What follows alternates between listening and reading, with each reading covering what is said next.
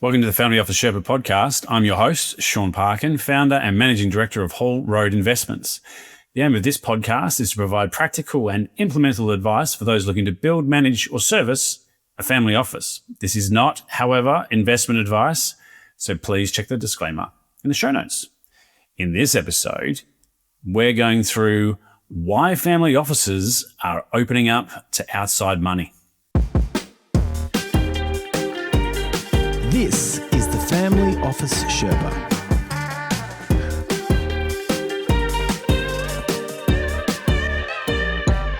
Right. So in today's episode, what we're going to do is we're going to explore what I would say is there's not a significant shift, and look, it's not new, but we're starting to see, I'm starting to certainly hear about why some traditionally private single family offices are opening the doors to outside money. So managing money for other families a lot of the time, in rarer cases, managing money for sort of the wider investment community. So what we're going to do in this episode is we'll examine the motivations behind this evolution, some of the benefits and some of the challenges it creates for both the family and for those using multifamily offices or whatever you want to call them. And also we're going to go through how families are redefining what it means to run this modern family office.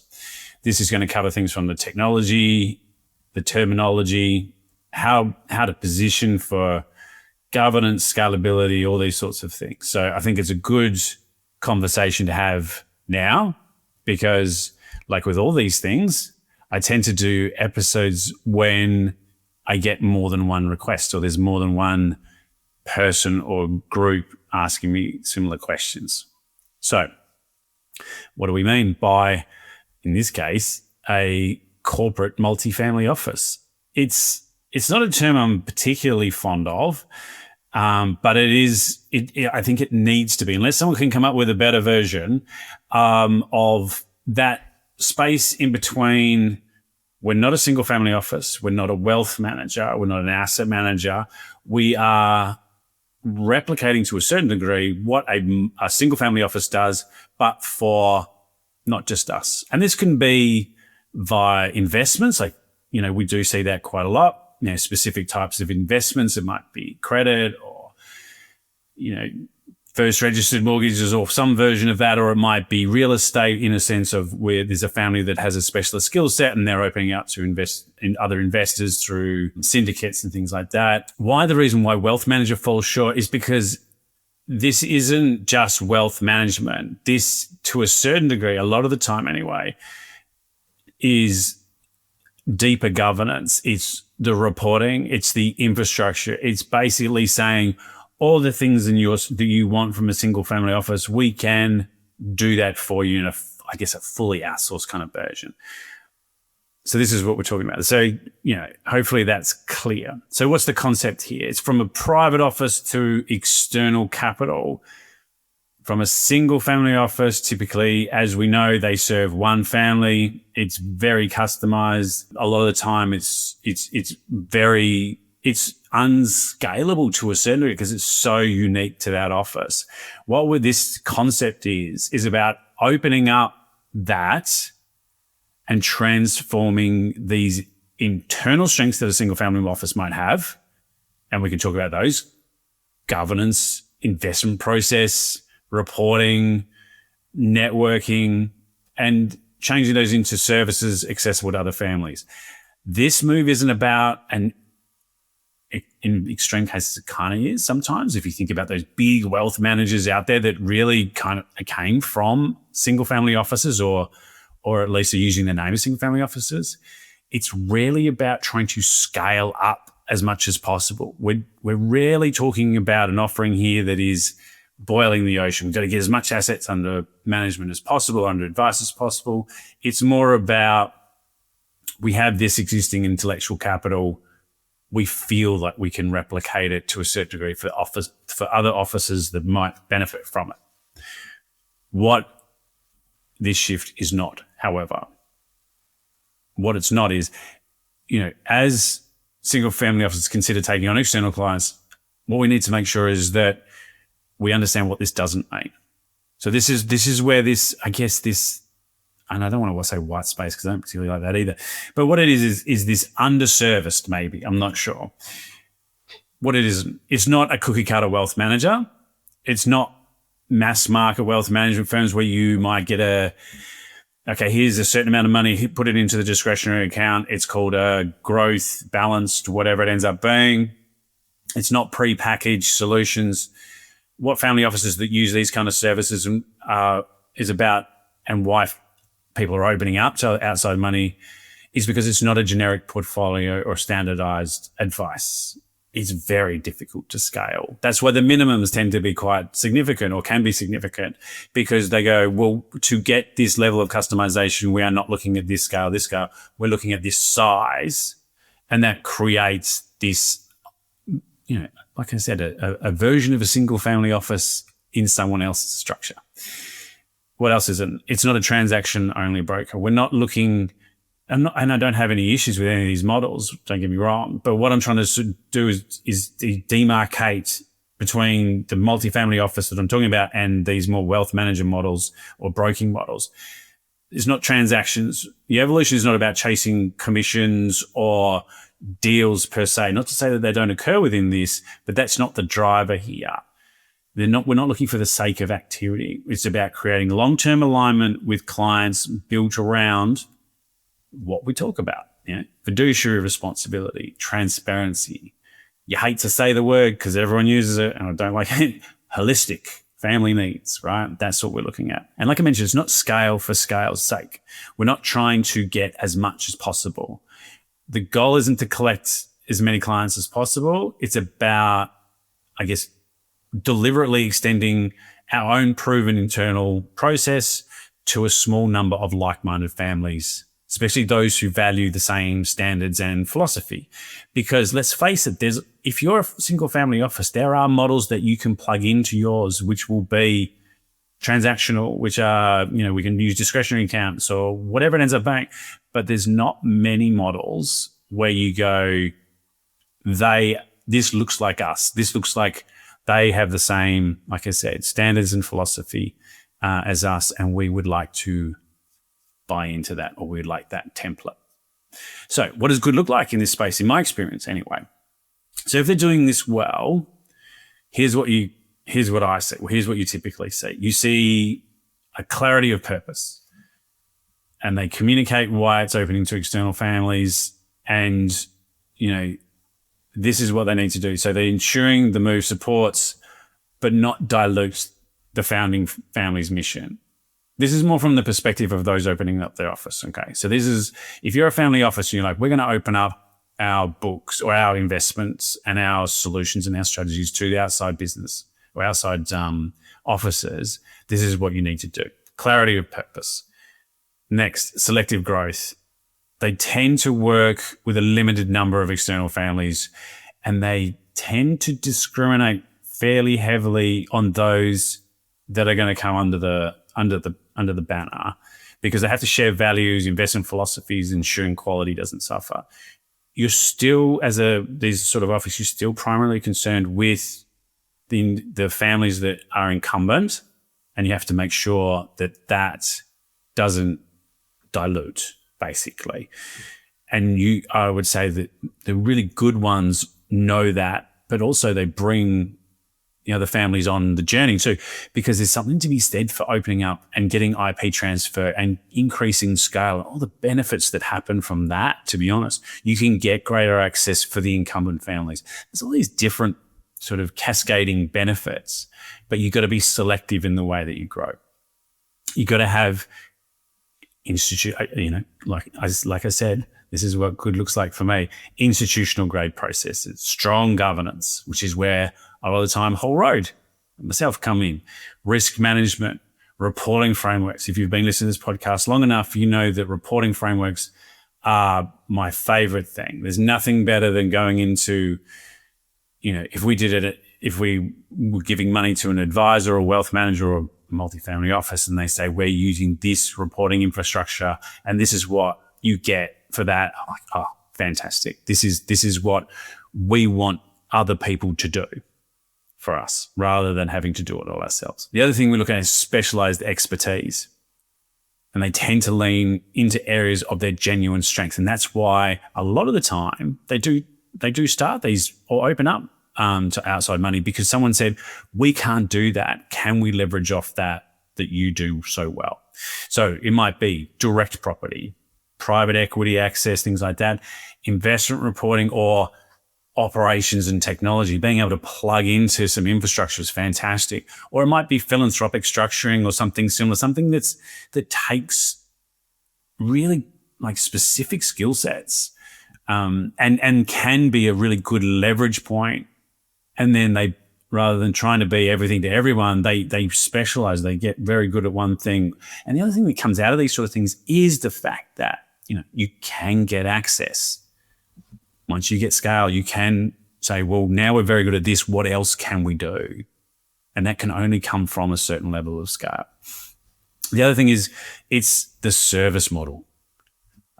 Like there's nothing more frustrating than bad service in this space.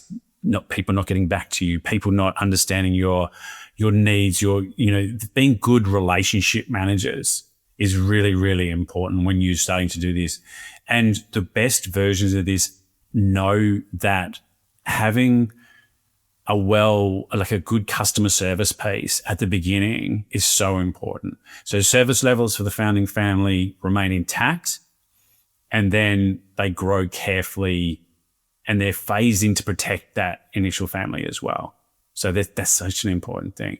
This is what, I guess, to a certain degree separates a family office that's genuinely evolving into a model from a wealth manager or something similar, which is a wealth manager is set up to start that straight away, whereas this sort of model is almost sometimes a natural progression or an organic development from the model that they have. What else do we like to see in this space? So we want them to leverage in-house expertise for the external clients. Think in terms of templates.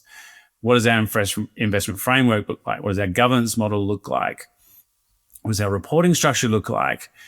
Other templates, that you can package what works already internally into replicable client offerings. So if I was doing this, if I had a single family office and I was looking to do this, I would say, what's working really, really well and what can I replicate without compromise?